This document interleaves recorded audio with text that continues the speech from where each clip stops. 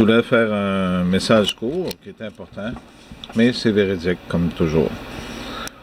Je vais faire un autre message pour Philippe, mon ami, comme beaucoup d'autres amis, des frères. J'ai parlé de l'image de la bête. Animer l'image de la bête, ben c'est ça.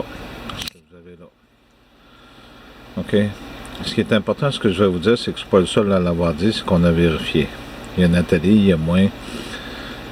Si vous approchez votre doigt à une faible distance de l'écran, vous sentez un champ électrique. Beaucoup d'entre vous ont probablement des problèmes de doigt, du pouce, avec le nerf qui engourdit. Il y en a qui vont vous dire que ça a rapport à tu pitonnes trop. Nathalie se sert pratiquement pas de ça, ni moi. J'y vais par un écran d'ordinateur. C'est dangereux. Rappelez-vous les doigts noirs. Ça tue la vie. Débarrassez-vous de ça au plus vite, puis achetez-vous des téléphones standards. Je sais qu'il y a beaucoup de Français qui l'ont fait. J'invite à continuer de le faire.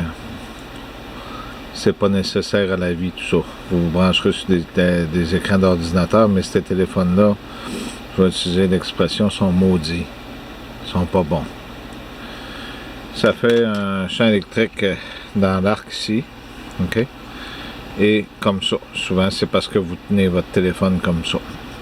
On peut parler en utilisation avec le téléphone dans une journée, mettons exemple, d'une heure. Même pas, parfois. Ça cause ces problèmes-là.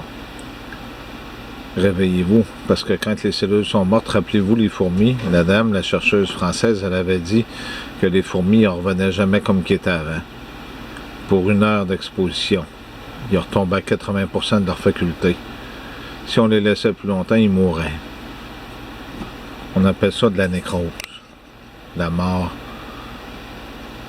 instantanée de vos cellules. Ne touchez plus à ça, servez-vous du crayon en attendant de vous trouver des téléphones. Merci.